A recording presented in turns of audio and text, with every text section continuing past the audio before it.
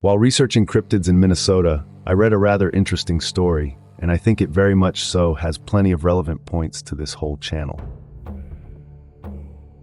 When it comes to cryptozoology, everyone has their own personal opinion on what's considered a cryptid and what's not.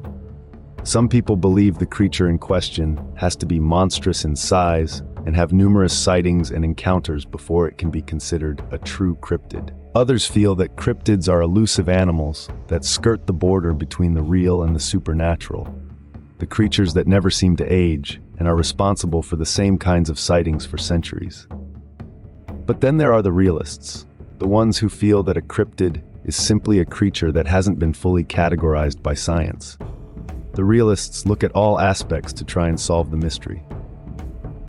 How does the creature in question belong with other known animals in its area?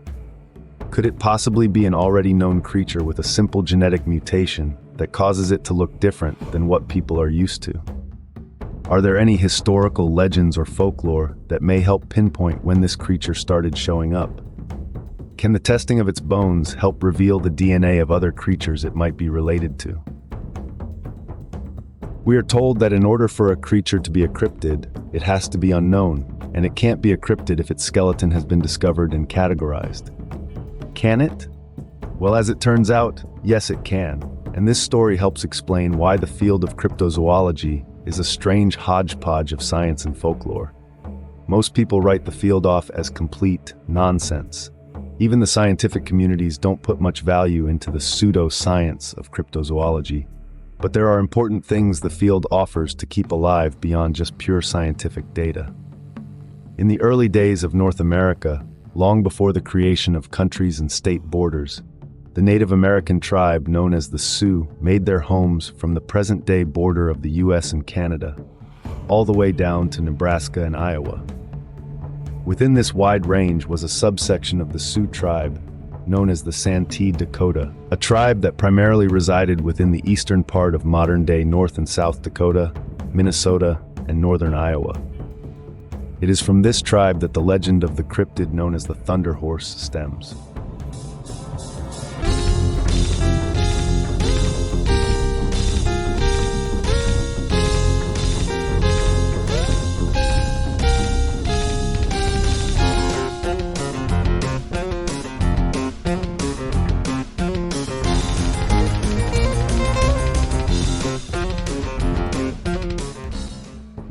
The Santee Dakota had legends that explained how things in the world around them were created and how they worked.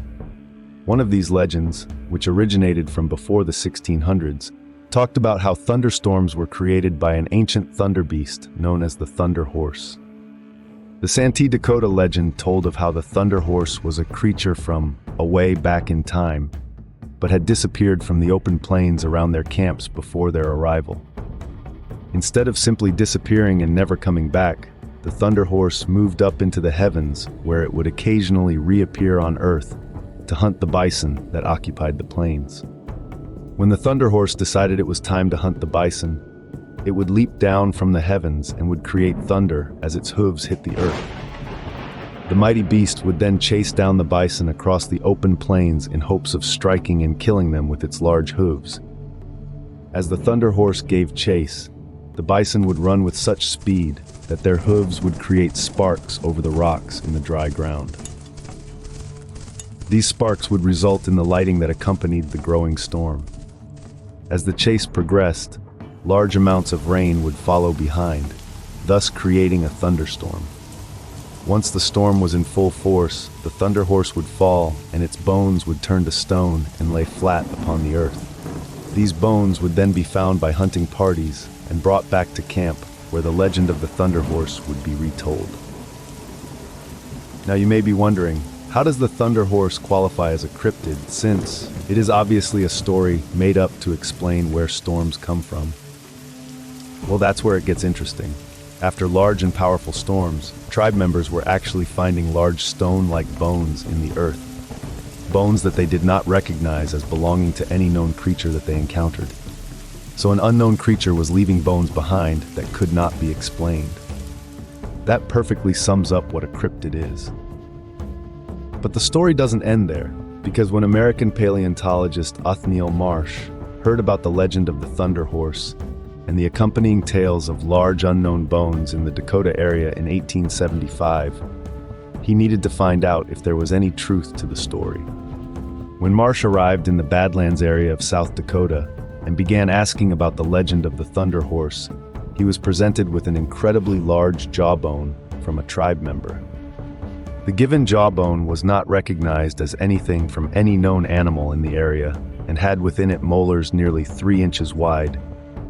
The Sioux told Marsh that this was the true jaw of a thunder horse and that more could be found within the area after a heavy rain. He was told that the rains were needed to soak the ground and cause the loose earth to slide off the hills and surrounding canyons to expose the bones below.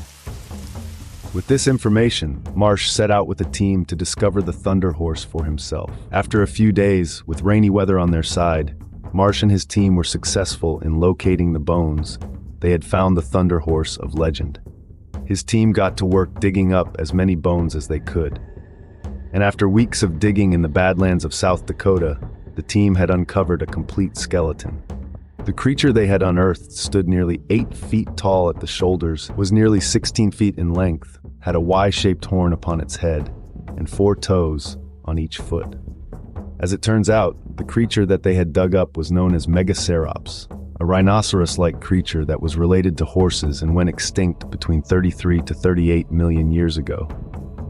Although the Megacerops had already been discovered and named by Joseph Leidy in 1870, it still lacked a proper family order. Because of this, Marsh created the family order Brontotheriidae, which when translated from Greek means thunder beast. Marsh chose this name as a way to pay tribute to the Sioux legend of the Thunder Horse. Go ahead, dig in. A dandelion. I thought the frost wiped them all out. All but one. So how exactly does the Thunder Horse qualify as a cryptid? The reason is that the creature was at one point known only through legends and stories, but was very much so real to those who had experienced it in some way, much like many other cryptids we hear stories about. The Thunder Horse could have long remained nothing but a legend if it wasn't for the work of one man who made it his goal to find out if the story was based on fact or if was truly just a legend. This practice is exactly what cryptozoologists do. They try to solve a mystery surrounding an unknown creature. Remember, it was truly believed by the Sioux that this creature from a way back in time was still alive during their lifetime by hunting down the local fauna of the area. The discovery of the bones only solidified their belief that this creature was real. Because of this strong belief and the evidence found of its possible existence, it was able to meet requirements for official cryptid classification. And it was because of that classification that the Thunder Horse became one of the only cryptids to both truly exist and not exist at the same time. Thank you for watching. Until next time, leave no trace.